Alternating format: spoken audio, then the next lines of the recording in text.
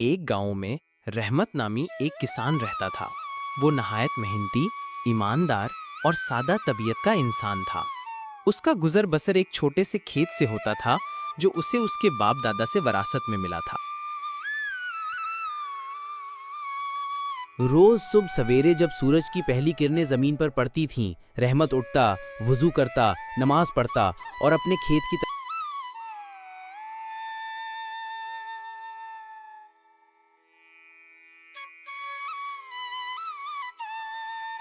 खेत की तरफ रवाना हो जाता।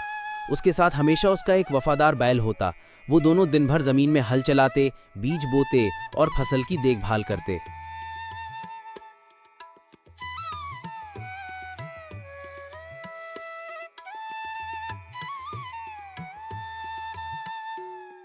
रहमत के पास ज्यादा दौलत ना थी, मगर उसके दिल में शुक्र और सुकून भरा हुआ था।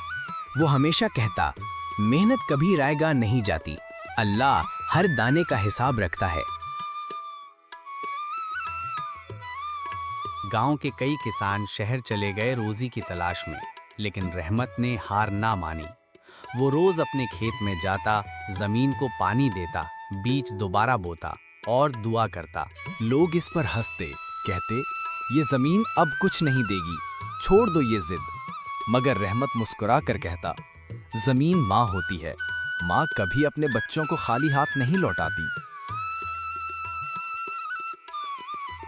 फिर एक दिन, जैसे कुदरत को उसकी मेहनत पर रहम आ गया हो, अचानक बादल आए, खूब बारिश हुई। जमीन ने फिर सांस ली और बीजों ने कुंपली निकाली। महीनों की मेहनत के बाद एक शानदार फसल तैयार हुई। गांव वाले हैरान रह गए। इस साल रहमत ने ना सिर्फ अपनी जरूरत पूरी की, बल्कि दूसरों को भी अनाज बांटा। वो कहता, मेहनत, सब्र और दुआ, ये तीन चीजें इंसान को कभी मायूस नहीं होने देती। कुछ महीनों बाद एक बड़ा ताजिर गांव आया। उसने रहमत की जमीन, फसल और तरीक़ेकार का जायजा लिया और कहा, तुम जैसे किसान आजकल बहुत कम हैं। क्या तुम मेरे साथ काम करोगे? मैं तुम्हें जदीद आलात और ज्यादा जमीन दूंगा।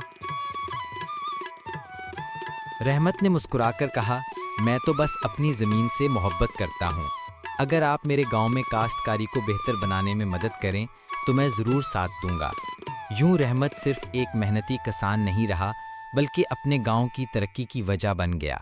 आज भी लोग उसे याद करते हैं कि एक सादा किसान ने हार नहीं मानी और अपनी मेहनत से पूरे गांव की तकदीर बदल दी।